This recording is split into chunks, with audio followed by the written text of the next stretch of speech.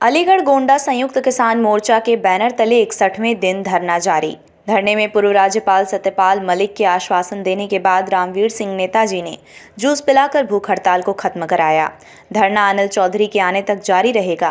किसान नेता राम बाबू कटेलिया का कहना है कि 28 मार्च 2021 में अलीगढ़ जनपद में शराब कांड हुआ था, जिसमें जहरीली शराब पिलाई गई, जिससे सैकड़ों लोगों की मौत हुई। इस शराब कांड में पुलिस जांच में अपराधी बनाकर 87 आदमी जेल भेजे गए, जबकि हमारी जानकारी में 87 आदमियों से 85 आदमी निर्दोष हैं। केवल 2 ही आदमी दोषी हैं, जेल भेजे गए। अधिकांश लोग शराब कारोबारी तथा उनके सहयोगी हैं। शराब कारोबारी के ठेकों के आसपास दूर दूर तक भी आदमी की मृत्यु नहीं हुई। हमारे संगठन ने उक्त कांड की लगभग 2.5 बरस से बहुत गहराई से जांच की। किसी भी स्तर पर शराब कारोबारी इस शराब हत्याकांड में दूर दूर तक कोई वास्ता नहीं। सत्ताधारी के चंद लोगों ने राजनीतिक लाभ के लिए जहरीली शराब बनाकर इस हत्याकांड को अंजाम दिया। क्योंकि अनिल चौधरी पुत्र करण सिंह धारी घड़ी थाना गोंडा जनपद अलीगढ़ जिला पंचायत अध्यक्ष पद के चुनाव की तैयारी में थे तथा चुनाव जीतने वाले थे, इसलिए इनको और उनके साथियों को उनके घर वालों को झूठा केस लगाकर जेल में डाल दिया। अनिल चौधरी पर 17 फर्जी मुकदमे में संगीन धारा लगाई गई तथा फर्जी मुकदमे में उच्च न्यायालय ने जमानत दे दी। इसके बाद प्रशासन ने अनिल चौधरी पर रासुका लगा दी। रासुका को उच्च न्यायालय ने 2 तारीख 2024 को पीड़ित पक्ष की अपील पर सुनने के बाद निरस्त कर तत्काल जेल से रिहाई का आदेश किया। इसके बावजूद अनिल चौधरी जेल से न निकल सके। जिला प्रशासन तरह तरह के व्यवधान डाल रहा है। योगी जी के राम राज्य में इससे बड़ा अत्याचार क्या होगा। राम बाबू कटारिया को आज भूख हड़ताल पर 9वां दिन तथा आंदोलन को 61वां दिन था। आज तक शासन प्रशासन ने समस्या के समाधान के लिए कोई संज्ञान नहीं लिया। अतः योगी जी से निवेदन है कि उच्च न्यायालय की निगरानी में सीबीआई द्वारा निष्पक्ष जांच कराई जाए तथा पीड़ितों का नार्को टेस्ट कराया जाए, जिससे दूध का दूध पानी का पानी हो सके। हजारों की संख्या में किसान मौजूद रहे। अब हम 3:30 बजे यहाँ से सड़क पर बैठेंगे। एक ही दिन पूरे जिले में जहरीली शराब डाली गई और सरकार ने योजनाबद्ध तरीके से अनिल को जेलों में डाल दिया है और हाई कोर्ट से आधी लड़ाई जीत चुके हैं, आधी रह गई है, वो भी भगवान हमारी रक्षा करेगा। अन्याय के खिलाफ जो है ये लड़ाई जारी है। जिन भाइयों ने राम बाबू कटेलिया ने अपने प्राणों की बाजी लगा करके अनशन करके, मैं भारतीय किसान यूनियन का हरपाल गुट का राष्ट्रीय अध्यक्ष हूँ, धन्यवाद देता हूँ, प्रशंसा करता हूँ, सम्मान करता हूँ। और जिन लोगों ने लगातार 62 दिन से यहाँ पर धरने में हिस्सा लिया है, उनको भी धन्यवाद करता हूँ। जहाँ तक सवाल है, केंद्र सरकार आजकल रेवड़ियां बांट रही है और भारत रत्न की भी रेवड़ियां बांटी जा रही हैं। हम इसको 20 साल से मांग रहे थे कि किसानों का नेता चौधरी चरण सिंह को भारत रत्न दिया जाए, लेकिन किसी ने नहीं दिया। न पहली सरकार ने दिया, न वर्तमान सरकार ने दिया। तो सरकार रेवड़ी बांट रही है केवल वोट के लोगों के लिए। और जहां तक सवाल है किसान आंदोलन का, हिंदुस्तान का किसान आंदोलन अपना फैसला 1 महीने के अंदर सुनाएगा कि हमें इंडिया गठबंधन के साथ रहना है कि हमें भाजपा गठबंधन के साथ रहना है। पूरे देश का किसान आंदोलन तैयार है हर बात के लिए लड़ने के लिए। और जहां तक ये लड़ाई हम आधी जीत गए, आधी शेष रह गई है। मैं सबको धन्यवाद दूंगा और बहुत सारे हमारे लोग भाषण को रह गए, सबका नंबर आएगा। एक नारा लगाइए, राम बाबू कटेलिया संघर्ष करो, और हम सारे लगाएंगे तेरे बाप। राम बाबू कटेलिया संघर्ष करो, हम तुम्हारे साथ हैं। राम बाबू कटेलिया संघर्ष करो, हम तुम्हारे साथ।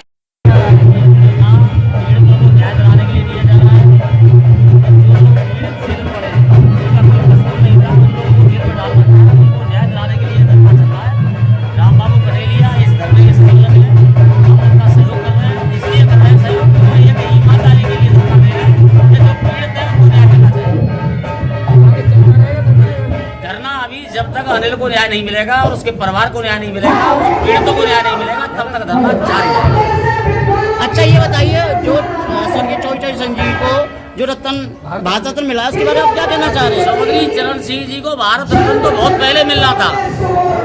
आज जो मिला है, लोकसभा का चुनाव 2024 का आ रहा है, भाजपा के लोग जाटों का और किसानों का वोट लेना चाह रहे हैं, इसलिए भारत रत्न देकर ये टॉफी दी है। इस टॉपिक को किसान कभी स्वीकार नहीं करेंगे, क्योंकि किसानों का उत्पीड़न इस सरकार में सरेआम किया जा रहा है। इसे कहने में हमें कोई संकोच नहीं है। सतपाल मलिक जो आज उनका आने का प्रोग्राम था, किसी वजह से, वजह क्या, वो काफ़ी दिन से बीमार चल रहे हैं, वो सबको पता है। आज उनकी हालत और ज़्यादा ख़राब हो गई, तो इसलिए उन्होंने आज मैं यहाँ से रफ्ता पलट की। उन्होंने वीडियो कॉल पे मुझसे निवेदन किया, ये लोग पहले से ही कोशिश कर रहे हैं कि सतपाल मलिक आएंगे तो मैं जूस पिलाएंगे, तुमको धरना तोड़ना पड़ेगा।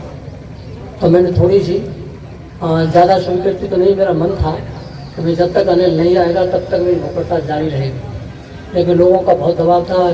तमाम यार रिश्तेदार कस्मा की सरदारी अनशन तोड़ो, तो ऐसी स्थिति में आज मैंने अनशन तोड़ दिया। लेकिन जब तक अनिल नहीं आएगा, जब तक हम यहाँ से जाएंगे नहीं, और न्याय नहीं मिलेगा। 85 आदमियों को, 85 आदमी निर्दोष हैं, और कोई भाई बहरहाल कलेक्टर हो, SSP हो, DIG हो, IG हो, भाजपा का कोई नेता हो, आए हैं जनता के बीच में और वो साबित कर दे कि ये आदमी दोषी है तो आंदोलन खत्म, और निर्दोष है तो उन्हें न्याय मिलना चाहिए। क्या धरना खत्म हो गया या चालू है आगे? खत्म का ही वो खत्म चल रहा है धरना। अनशनी तो तोड़ो मैंने भाई, अनिल की रिहाई, अनिल जब तक इस प्रांगण में नहीं होगा तब तक धरना खत्म नहीं होगा, आंदोलन खत्म नहीं होगा। सुना है अनिल जी की बेल हो गई?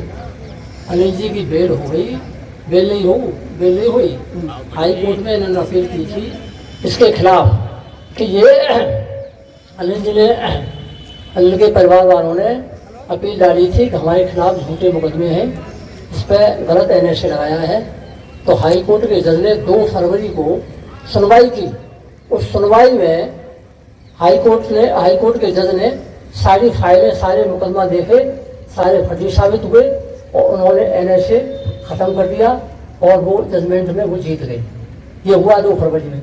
2 फरवरी से आज है 10 फरवरी।